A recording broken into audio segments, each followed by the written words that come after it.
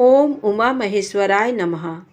आप सभी का हमारे YouTube चैनल पर हार्दिक स्वागत है। आज गुरु प्रदोष व्रत है, तो आइए जाने गुरु प्रदोष व्रत की पौराणिक कथा, साथ ही भगवान शिव की कुछ कथाएं। जो प्रदोष व्रत गुरुवार के दिन पड़ता है वो गुरु प्रदोष व्रत कहलाता है। गुरुवार प्रदोष व्रत रखने से भक्तों को भगवान शिव, माँ पार्वती के साथ साथ अपने पूर्वजों का भी आशीर्वाद मिलता है। एक बार इंद्र और वृत्तासुर की सेना में घनघोर युद्ध हुआ। देवताओं ने दैत्य सेना को पराजित कर नष्ट भ्रष्ट कर डाला। ये देख वृत्तासुर अत्यंत क्रोधित हो स्वयं युद्ध को उद्यत हुआ। आसुरी माया से उसने विकराल रूप धारण कर लिया। सभी देवता भयभीत हो गुरुदेव बृहस्पति की शरण में पहुँचे। बृहस्पति महाराज बोले, पहले मैं तुम्हें वृत्रासुर का वास्तविक परिचय दे दूं। वृत्रासुर बड़ा तपस्वी और कर्मनिष्ठ है। उसने गंधमादन पर्वत पर घोर तपस्या कर शिव जी को प्रसन्न किया। पूर्व समय में वह चित्ररथ नाम का राजा था। एक बार वह अपने विमान से कैलाश पर्वत चला गया। वहाँ शिव जी के वाम अंग में माता पार्वती को विराजमान देख वह उपहास पूर्वक बोला, हे प्रभु, मोह माया में फंसे होने के कारण हम स्त्रियों के वशीभूत रहते हैं, किंतु देवलोक में ऐसा दृष्टिगोचर नहीं हुआ कि स्त्री आलिंगनबद्ध हो सभा में बैठे। चित्ररथ के ये वचन सुन सर्वव्यापी शिव शंकर हंसकर बोले, हे राजन, मेरा व्यावहारिक दृष्टिकोण पृथक है। मैंने मृत्युदाता कालकूट महाविष का पान किया है, फिर भी तुम साधारण जन की भांति मेरा उपहास उड़ाते हो। माता पार्वती क्रोधित हो चित्ररथ से संबोधित हुई, अरे दुष्ट, तूने सर्वव्यापी महेश्वर के साथ ही मेरा भी उपहास उड़ाया है। अतएव मैं तुझे वह शिक्षा दूंगी कि फिर तू ऐसे संतों के उपहास का दुस्साहस नहीं करेगा। अब तू दैत्य स्वरूप धारण कर विमान से नीचे गिर, मैं तुझे शाप देती हूँ। जगदम्बा भवानी के अभिशाप से चित्ररथ राक्षस योनि को प्राप्त हो गया और त्वष्टा नामक ऋषि के श्रेष्ठ तप से उत्पन्न हो वृत्तासुर बना। गुरुदेव बृहस्पति आगे बोले, वृत्तासुर बाल्यकाल से ही शिव भक्त रहा है। अतः हे इंद्र, तुम बृहस्पति प्रदोष व्रत कर शंकर भगवान को प्रसन्न करो। देवराज ने गुरुदेव की आज्ञा का पालन कर बृहस्पति प्रदोष व्रत किया। गुरु प्रदोष व्रत के प्रताप से इंद्र ने शीघ्र ही वृत्तासुर पर विजय प्राप्त कर ली और देवलोक में शांति छा गई। तो बोलो उमापति शंकर भगवान की जय। हर हर महादेव। आइए सुने भगवान शिव की दूसरी पौराणिक कथा। पूर्व काल में श्रेष्ठ नगर वर्धमानपुर में वीर शांत नाम से विख्यात एक ब्राह्मण रहते थे। वे वेद विद्या में प्रवीण थे। उनके एक कन्या उत्पन्न हुई जो प्रमाण से बहुत बड़ी थी। वह कुमारी धीरे धीरे युवावस्था को प्राप्त हुई, परंतु किसी भी पुरुष ने उसका वरण नहीं किया, क्योंकि जो काम मोहित पुरुष अत्यंत थोड़े केस वाली, अत्यंत बड़ी तथा अधिक नाटी कन्याओं से विवाह करता है, वह 6 महीने के भीतर मृत्यु को प्राप्त होता है। इसी कारण सब लोग उस कुमारी को बहुत बड़ी बताकर त्याग देते थे। इससे वैराग्य को प्राप्त होकर उस कुमारी ने घोर तपस्या की। इस प्रकार तप में लगी हुई उस कन्या के समीप राज संपदा उपस्थित हुई। उस समय इंद्र ने उसे प्रत्यक्ष दर्शन देकर कहा, शुभे, तुम कन्यावस्था में ऋतुकाल को प्राप्त हुई हो, इस कारण सदोष हो गई हो। अतः किसी पति का वरण करो जिससे पवित्रता को प्राप्त होगी। ये सुनकर उस कन्या को बड़ी लज्जा हुई। उसने वर्धमानपुर में जाकर हाथ उठाकर कहा, यदि कोई कुलीन ब्राह्मण मेरा पाणी ग्रहण करे तो मेरी आधी तपस्या उसकी हो जाएगी और मैं उसका कल्याण करूंगी। ये सुनकर किसी कोढ़ी ब्राह्मण ने उसे बुलाकर कहा, यदि तू सदा मेरे कहे अनुसार चले तो मैं तेरा पाणी ग्रहण करके तेरे साथ विवाह करूंगा। कुमारी बोली, द्विज श्रेष्ठ, तुम शास्त्रोक्त विधि से मेरा पाणिग्रहण करो, मैं तुम्हारी प्रत्येक आज्ञा का पालन करूंगी। तदनंतर ब्राह्मण ने गृह सूत्रोक्त विधान से देवता, अग्नि तथा गुरु के समीप उस कुमारी का पाणिग्रहण किया। विवाह के पश्चात दीर्घिका ब्राह्मणी पति से बोली, नाथ आज्ञा दीजिए, मैं इस समय आपकी क्या सेवा करूं? पति बोले, सुंदरी, मैं तुम्हारी सहायता से 68 तीर्थों में स्नान करना चाहता हूँ। यदि ये कार्य कर सको तो करो।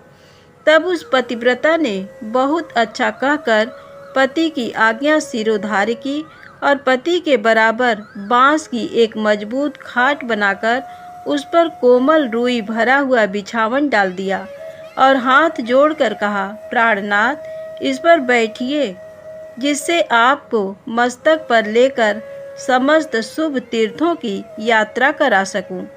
तब कोढ़ी ब्राह्मण प्रसन्न हो बैठा और उसे माथे पर लेकर सब तीर्थों में घूम घूमकर अपने पति को तीर्थ स्नान कराने लगी।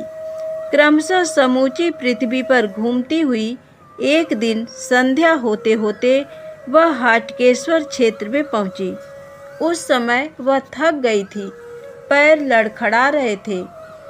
उसी प्रदेश में उस दिन मुनिवर मांडव्य की सूली पर चढ़ाया गया था। वे अत्यंत दुख सहन करते हुए सूली पर बैठे हुए थे। पतिव्रता दीर्घिका माथे पर भार लेकर उसी मार्ग से निकली। उसके धक्के से वह सूल हिल गया और मुनिवर मांडव्य का शरीर विचलित हो गया। इससे उन्हें बड़ी भारी पीड़ा हुई और वे दुखी होकर बोले, किस पापी ने मेरे इस सूल को हिला दिया, जिससे मुझ दुखी का दुख और भी बढ़ गया। दीर्घिका बोली, महाभाग, मैंने आपको देखा नहीं, भूल से आपका स्पर्श हो गया। मांडव्य बोले, निष्ठुरे, तुमने मुझे प्राणांतकारिणी पीड़ा दी है, इसलिए तुम्हारा अभीष्ट पति सूर्य की किरणों का स्पर्श होते ही मेरे शाप से निश्चय ही अपने प्राणों को त्याग देगा। दीर्घिका बोली, यदि प्रातःकाल मेरे पति की मृत्यु होगी तो अब प्रातःकाल या सूर्योदय होगा ही नहीं। ऐसा कहकर दीर्घिका धरती पर बैठ गई और बांस के खटोले में बैठे पति को उसने माथे पर से उतार दिया। उस समय कोढ़ी ने कहा, प्रिय, मुझे प्यास लग रही है, अतः पीने की योग्य शीतल जल ले आओ। इतना सुनते ही वह पति की आज्ञा का पालन करने के लिए उत्सुक हो पानी लाने के लिए इधर उधर घूमने लगी, किंतु अंधकार में उसे कहीं भी जल नहीं दिखाई दिया। तब उसने पृथ्वी पर आघात किया और जल निकल आया। फिर परिश्रम से कष्ट पाते हुए अपने पति को उस जल से स्नान कराया और उन्हें जल पिलाकर स्वयं भी पिया। उस समय पतिव्रता के भय से सूर्यदेव उदित नहीं हुए।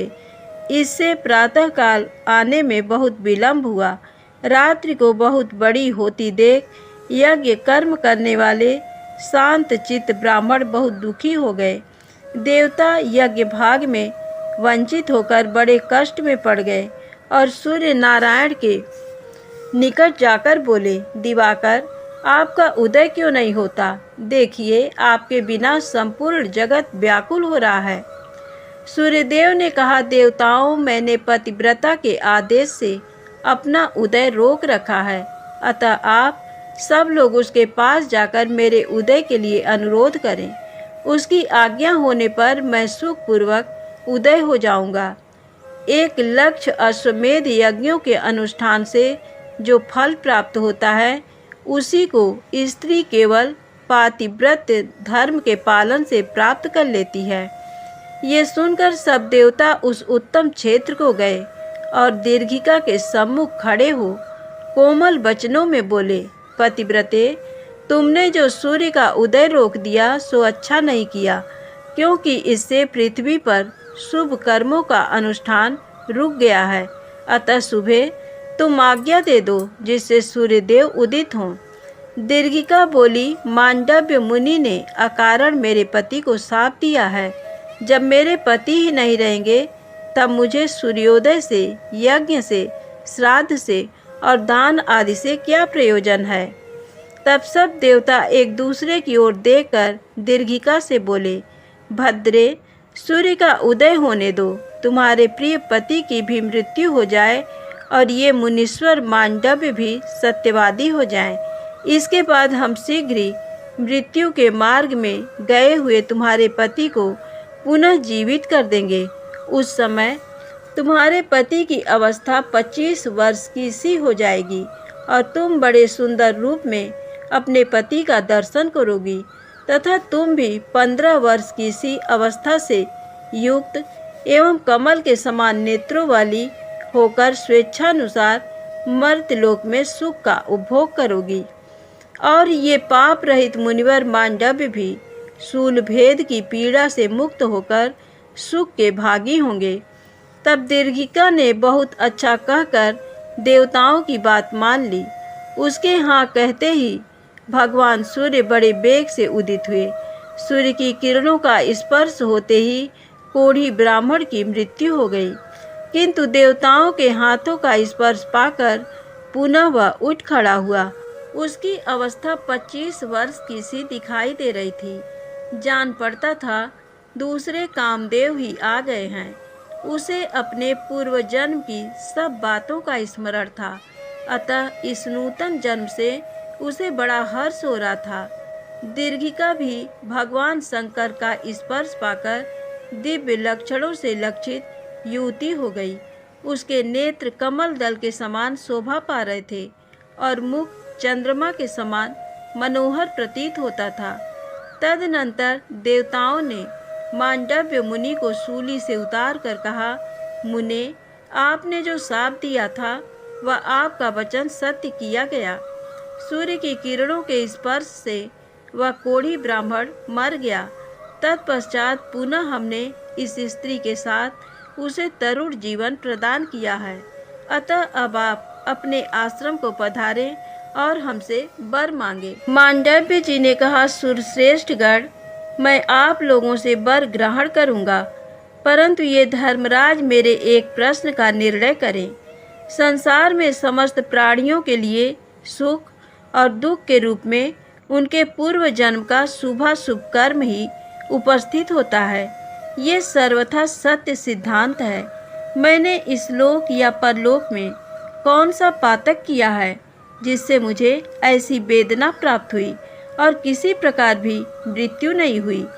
धर्मराज ने कहा, विप्रवर, तुमने दूसरे शरीर में बचपन के समय तीखे शूल के अग्रभाग से पृथ्वी के एक जीव को बींधा था। यही एक पाप तुमसे हुआ है। इसके सिवा दूसरा कोई थोड़ा सा भी पाप नहीं दिखाई देता, इसीलिए तुम्हें इस दशा में डाला गया है। सूत जी कहते हैं, धर्मराज की ये बात सुनकर मांडव्य मुनि को बड़ा रोष हुआ। तब मांडव्य ने अपने सामने खड़े हुए धर्मराज से कहा, धर्म, तुमने मेरे थोड़े से अपराध के लिए महान दंड दिया है, अतः मेरा शाप ग्रहण करो। तुम मानव शरीर पाकर शूद्र योनि में स्थित हो जाति संहार जनित महान दुख का उपभोग करोगे तथा आज से मैंने समस्त देहधारियों के लिए व्यवस्था कर दी कि 8 वर्ष से ऊपर का मनुष्य ही अपने निंदित कर्म के कारण दंड का भागी होगा। ऐसा कहकर मांडव्य मुनि शूली की पीड़ा से मुक्त हो अभीष्ट दिशा की ओर चल दिए। उन्हें जाते देख सब देवताओं ने कहा, भगवान, धर्मराज तो केवल न्याय करते हैं, अतः आप उन्हें शाप के द्वारा शूद्र न बनावें। मांडव्य ने कहा, मैंने जो बात कह दी वह मिथ्या नहीं हो सकती। निश्चय ही ये धर्मराज शूद्र योनि में पड़ेंगे, तथापि शूद्र योनि में रहते हुए भी इन्हें उत्तम ज्ञान की प्राप्ति होगी और ये पुनः परम उत्तम धर्मराज पद को प्राप्त कर लेंगे। इन्हें इसी क्षेत्र में रहकर शांत भाव से भगवान शंकर की आराधना करनी चाहिए। महादेव जी के प्रसाद से इन्हें शीघ्र मोक्ष प्राप्त होगा। और यदि आप लोग मुझे वर देना ही चाहते हैं तो ये शूली आज मेरे स्पर्श से धर्मदायक तीर्थ बन जाए। देवता बोले, जो प्रातःकाल उठकर इस सूली का स्पर्श करेगा वह इस लोक में पातक से मुक्त हो जाएगा। मांडव्य मुनि से ऐसा कहकर इंद्र आदि देवता पति सहित उस पतिव्रता से आदर पूर्वक बोले, पतिव्रते, तुम्हारे मन में जो इच्छा हो उसके अनुसार वर मांगो। पतिव्रता बोली, देव देवेश्वरों, इस स्थान में मेरे द्वारा जो गड्ढा बनाया गया है वह तीनों लोकों में दीर्घिका तीर्थ के नाम से विख्यात हो।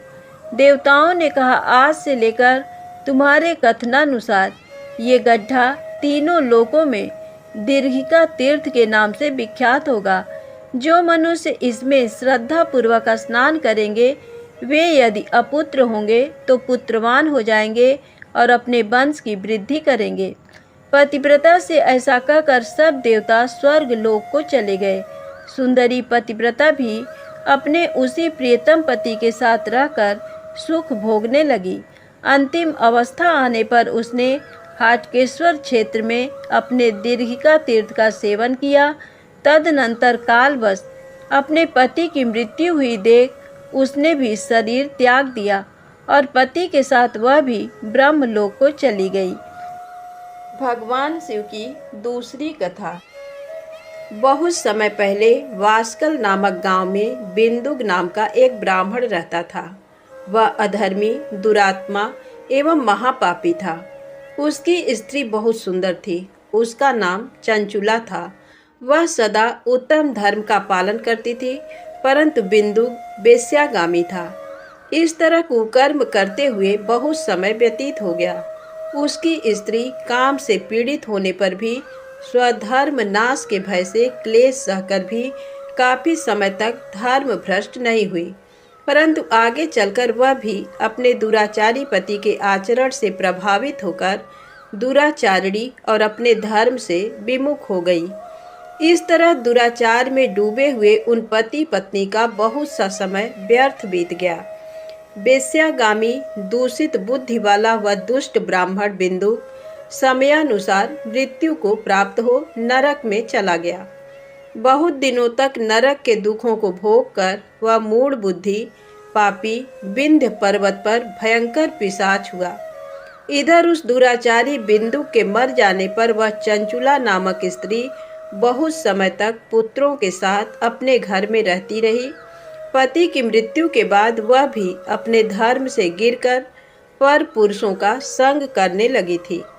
सतियां विपत्ति में भी अपने धर्म का पालन करना नहीं छोड़ती। यही तो तप है। तप कठिन तो होता है, लेकिन इसका फल मीठा होता है। एक दिन दैव योग से किसी पुण्य पर्व के आने पर वह अपने भाई बंधुओं के साथ गोकर्ण क्षेत्र में गई। उसने तीर्थ के जल में स्नान किया एवं बंधुजनों के साथ यहाँ वहाँ घूमने लगी। घूमते घूमते वह एक देव मंदिर में गई। वहाँ उसने एक ब्राह्मण के मुख से भगवान शिव की परम पवित्र एवं मंगलकारी कथा सुनी। कथावाचक ब्राह्मण कह रहे थे कि जो स्त्रियां व्यभिचार करती हैं वे मरने के बाद जब यमलोक जाती हैं तब यमराज के दूत उन्हें तरह तरह से यंत्रणा देते हैं। वे उसके कामांगों को तप्त लौह दंडों से दागते हैं। तप्त लौह के पुरुष से उसका संसर्ग कराते हैं। ये सारे दंड इतनी वेदना देने वाले होते हैं कि जीव पुकार पुकार कर कहता है कि अब वह ऐसा नहीं करेगा, लेकिन यमदूत उसे छोड़ते नहीं। कर्मों का फल तो सभी को भोगना पड़ता है। देव, ऋषि, मनुष्य सभी इससे बंधे हुए हैं। ब्राह्मण के मुख से ये वैराग्य बढ़ाने वाली कथा सुनकर चंचुला भय से व्याकुल हो गई। कथा समाप्त होने पर सभी लोग वहां से चले गए। तब कथा बाँचने वाले ब्राह्मण देवता से चंचुला ने कहा, हे ब्राह्मण, धर्म को न जानने के कारण मेरे द्वारा बहुत बड़ा दुराचार हुआ है। स्वामी, मेरे ऊपर कृपा कर मेरा उद्धार कीजिए। आपके प्रवचन को सुनकर मुझे इस संसार से वैराग्य हो गया है। मुझ मूढ़ चित्त वाली पापिनी को धिक्कार है। मैं निंदा के योग्य हूँ। मैं बुरे विषयों में फंसकर अपने धर्म से विमुख हो गई थी। कौन मुझ जैसी कुमार्ग में मन लगाने वाली पापिनी का साथ देगा? जब यमदूत मेरे गले में फंदा डालकर मुझे बांधकर ले जाएंगे और नरक में मेरे शरीर के टुकड़े करेंगे, तब मैं कैसे उन महायातनाओं को सहन कर पाऊंगी। मैं सब प्रकार से नष्ट हो गई हूँ, क्योंकि अभी तक मैं हर तरह से पाप में डूबी रही हूँ। हे ब्राह्मण, आप मेरे गुरु हैं, आप ही मेरे माता पिता हैं। मैं आपके शरण में आई हूँ। मुझ अबला का अब आप ही उद्धार कीजिए। इस प्रकार विलाप करती हुई चंचुला ब्राह्मण देवता के चरणों में गिर पड़ी। तब ब्राह्मण ने उसे कृपा पूर्वक उठाया और इस प्रकार कहा, नारी, तुम सौभाग्यशाली हो जो भगवान शंकर की कृपा से तुमने वैराग्यपूर्ण ये कथा सुनी। कथा सुनकर समय से अपनी गलती का एहसास कर लिया है। तुम डरो मत और भगवान शिव की शरण में जाओ। उनकी परम कृपा से तुम्हारे सभी पाप नष्ट हो जाएंगे। मैं तुम्हें भगवान शिव की कथा सहित वह मार्ग बताऊंगा जिसके द्वारा तुम्हें सुख देने वाली उत्तम गति प्राप्त होगी। शिव कथा सुनने से तुम्हारी बुद्धि शुद्ध हो गई है और तुम्हें पश्चाताप हुआ है तथा मन में वैराग्य उत्पन्न हुआ है। पश्चाताप ही पाप करने वाले पापियों के लिए सबसे बड़ा प्रायश्चित है।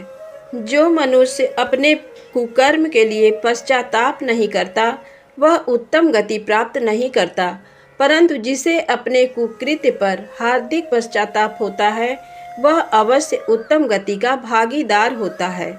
इसमें कोई शक नहीं है। शुद्ध चित्त में ही भगवान शिव व पार्वती का वास होता है। वह शुद्धात्मा पुरुष सदा शिव के पद को प्राप्त होता है।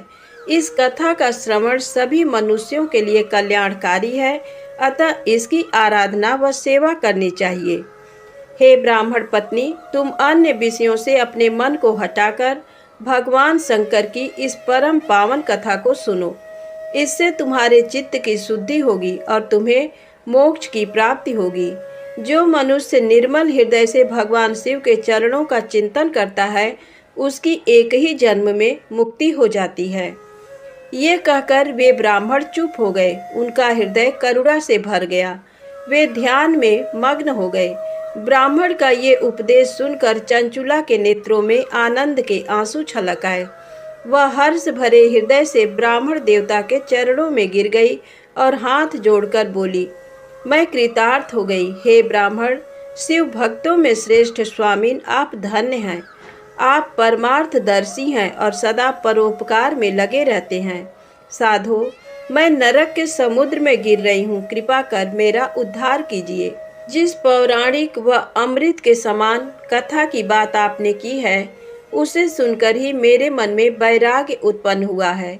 उस अमृतमयी कथा को सुनने के लिए मेरे मन में बड़ी श्रद्धा हो रही है। कृपया आप मुझे उसे सुनाइए। कथा सुनने की इच्छा मन में लिए हुए चंचुला उन ब्राह्मण देवता की सेवा में वहीं रहने लगी। उस गोकर्ण नामक महाक्षेत्र में उन ब्राह्मण देवता के मुख से चंचुला भगवान शिव की भक्ति, ज्ञान और वैराग्य बढ़ाने वाली और मुक्ति देने वाली परम उत्तम कथा सुनकर कृतार्थ हुई। उसका चित्त शुद्ध हो गया। वह अपने हृदय में शिव के सगुण रूप का चिंतन करने लगी। वह सदैव शिव के सच्चिदानंदमय स्वरूप का स्मरण करती थी।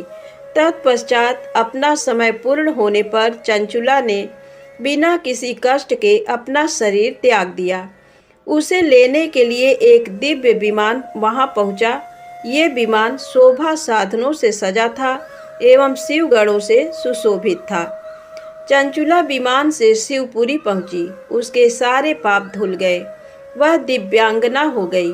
वह गौरांगी देवी मस्तक पर अर्धचंद्र का मुकुट व अन्य दिव्य आभूषण पहने शिवपुरी में पहुंची। वहां उसने सनातन देवता त्रिनेत्रधारी महादेव शिव को देखा। सभी देवता उनकी सेवा में भक्तिभाव से उपस्थित थे। उनकी अंग कांति करोड़ों सूर्यों के समान प्रकाशित हो रही थी। 5 मुख और हर मुख में 3 नेत्र थे। मस्तक पर अर्धचंद्राकार मुकुट शोभायमान हो रहा था। कंठ में नील चिन्ह था। उनके साथ में देवी गौरी विराजमान थी जो विद्युत पुंज के समान प्रकाशित हो रही थी। महादेव जी की कांति कपूर के समान गौर थी। उनके शरीर पर श्वेत वस्त्र थे तथा शरीर श्वेत भस्म से युक्त था। इस प्रकार भगवान शिव के परम उज्जवल रूप के दर्शन कर चंचुला बहुत प्रसन्न हुई। उसने भगवान को बारंबार प्रणाम किया और हाथ जोड़कर प्रेम, आनंद और संतोष से युक्त हो विनीत भाव से खड़ी हो गई। उसके नेत्रों से आनंदाश्रुओं की धारा बहने लगी। भगवान शंकर व भगवती गौरी उमा ने करुणा के साथ सौम्य दृष्टि से देखकर चंचुला को अपने पास बुलाया। गौरी उमा ने उसे प्रेम पूर्वक अपनी सखी बना लिया। चंचुला सुख पूर्वक भगवान शिव के धाम में उमा देवी की सखी के रूप में निवास करने लगी। एक दिन चंचुला आनंद में मग्न उमा देवी के पास गई और दोनों हाथ जोड़कर उनकी स्तुति करने लगी। हे गिरिराज नंदिनी, स्कंद माता उमा, आप सभी मनुष्यों एवं देवताओं द्वारा पूज्य तथा समस्त सुखों को देने वाली हैं। आप शंभु प्रिया हैं। आप ही सगुणा और निर्गुणा हैं। हे सच्चिदानंद स्वरूपिणी, आप ही प्रकृति की पोषक हैं। हे माता, आप ही संसार की सृष्टि, पालन और संहार करने वाली हैं। इस प्रकार सद्गति प्राप्त चंचुला देवी की स्तुति कर शांत हो गई। उसकी आंखों में प्रेम के आंसू उमड़ आए। तब शंकर प्रिया भक्त वत्सला उमा देवी ने बड़े प्रेम से चंचुला को चुप कराते हुए कहा, सखी चंचुला, मैं तुम्हारी स्तुति से प्रसन्न हूँ। बोलो, क्या वर मांगती हो? चंचुला बोली, हे गिरिराज कुमारी, मेरे पति बिंदुक इस समय कहाँ हैं? उनकी स्थिति कैसी है मुझे बताइए और कुछ उपाय कीजिए ताकि हम फिर से मिल सकें। हे महादेवी, मेरे पति एक शूद्र जाति वेश्या के प्रति आसक्त थे और पाप में ही डूबे रहते थे। गिरिजा बोली, बेटी, तुम्हारा पति बिंदुक बड़ा पापी था। उसका अंत बड़ा भयानक हुआ। वेश्या का उपभोग करने के कारण वह मूर्ख नरक में अनेक वर्षों तक अनेक प्रकार के दुख भोगकर अब शेष पाप को भोगने के लिए विंध्य पर्वत पर पिशाच की योनि में रह रहा है। वह दुष्ट वहीं वायु पीकर रहता है और सब प्रकार के कष्ट सहता है। गौरी देवी की ये बात सुनकर चंचुला अत्यंत दुखी हो गई। फिर मन को किसी तरह स्थिर करती हुई दुखी हृदय से माँ गौरी से उसने एक बार फिर पूछा, हे महादेवी, मुझ पर कृपा कीजिए और मेरे पापी पति का अब उद्धार कर दीजिए। कृपा करके मुझे वह उपाय बताइए जिससे मेरे पति को उत्तम गति प्राप्त हो सके। गौरी देवी ने कहा, यदि तुम्हारा पति भगवान शिव की पुण्यमयी उत्तम कथा सुने तो वह इस दुर्गति को पार करके उत्तम गति का भागी हो सकता है। अमृत के समान मधुर गौरी देवी का ये वचन सुनकर चंचुला ने दोनों हाथ जोड़कर मस्तक झुकाकर उन्हें बारंबार प्रणाम किया तथा प्रार्थना की कि मेरे पति को भगवान शिव की कथा सुनाने की व्यवस्था कीजिए।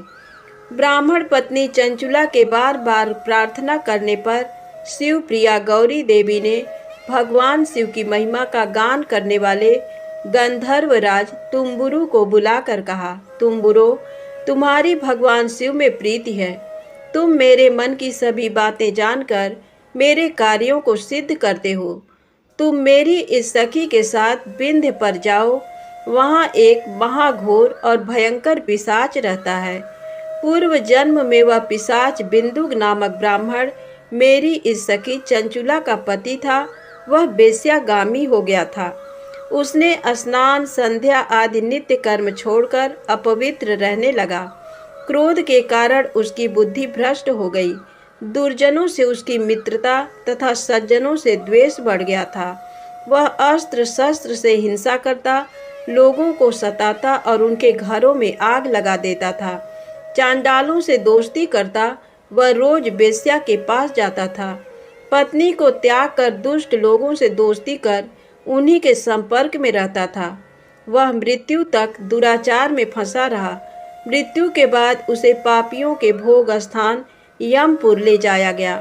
वहाँ घोर नरकों को सहकर इस समय वह विंध्य पर पिशाच बनकर रह रहा है और पापों का फल भोग रहा है। तुम उसके सामने परम पुण्यमयी पापों का नाश करने वाली भगवान शिव की दिव्य कथा का प्रवचन करो। इस कथा को सुनने से उसका हृदय सभी पापों से मुक्त होकर शुद्ध हो जाएगा और वह प्रेत योनि से मुक्त हो जाएगा। दुर्गति मुक्त होने पर उस बिंदुक नामक पिशाच को विमान पर बिठाकर तुम भगवान शिव के पास ले आना। माँ उमा का आदेश पाकर गंधर्व राज तुम्बरो प्रसन्नता पूर्वक अपने भाग्य की सराहना करते हुए चंचुला को साथ लेकर विमान से पिशाच के निवास स्थान विंध्य पर्वत पर गया। वहां पहुंचकर उसने उस विकराल आकृति वाले पिशाच को देखा। उसका शरीर विशाल था, उसकी ठोड़ी बड़ी थी। वह कभी हंसता, कभी रोता, कभी उछलता था। महाबली तुम्बरों ने बिंदुक नामक पिशाच को पासों से बांध लिया। उसके पश्चात तुम्बरों ने कथा बाँचने के लिए स्थान तलाश कर मंडप की रचना की। शीघ्र इस बात का पता लोगों को चल गया कि एक पिशाच के उद्धार हेतु देवी पार्वती की आज्ञा से तुम्बरो भगवान शिव की कथा सुनाने विंध्य पर्वत पर आया है। उस कथा को सुनने के लोभ से बहुत से देवर्षि वहां पहुंच गए। सभी को आदर पूर्वक स्थान दिया गया। पिशाच बिंदुक को पासों में बांधकर आसन पर बिठाया गया और तब तुम्बरू ने परम उत्तम भगवान शिव की अमृत कथा का गान शुरू किया, जिससे सभी श्रोता कृतार्थ हो गए। परम पुण्यमय कथा को सुनकर पिशाच सभी पापों से मुक्त हो गया और उसने पिशाच शरीर का त्याग कर दिया। शीघ्र ही उसका रूप दिव्य हो गया। उसका शरीर गौर वर्ण का हो गया। शरीर पर श्वेत वस्त्र एवं पुरुषों के आभूषण आ गए। इस प्रकार दिव्य देहधारी होकर बिंदुक अपनी पत्नी चंचुला के साथ स्वयं भी भगवान शिव का गुणगान करने लगा। उसे इस दिव्य रूप में देखकर सभी को बहुत आश्चर्य हुआ। उसका मन परम आनंद से परिपूर्ण हो गया। सभी भगवान महेश्वर के अद्भुत चरित्र को सुनकर कृतार्थ हो उसका यशोगान करते हुए अपने अपने धाम को चले गए। बिंदुक अपनी पत्नी चंचुला के साथ विमान में बैठकर शिवपुरी की ओर चल दिया। महेश्वर के गुणों का गान करता हुआ बिंदुक अपनी पत्नी चंचुला व तुम्बरू के साथ शीघ्र ही शिवधाम पहुंच गया। भगवान शिव व देवी पार्वती ने उसे अपना पार्षद बना लिया। दोनों पति पत्नी सुखपूर्वक भगवान महेश्वर एवं देवी गौरी के श्री चरणों में अविचल निवास पाकर धन्य हो गए। बोलो उमा महेश्वर भगवान की जय। धन्यवाद। वीडियो पसंद आए तो कृपया मेरे चैनल को लाइक सब्सक्राइब अवश्य करें। जय भोलेनाथ, जय माँ गौरी।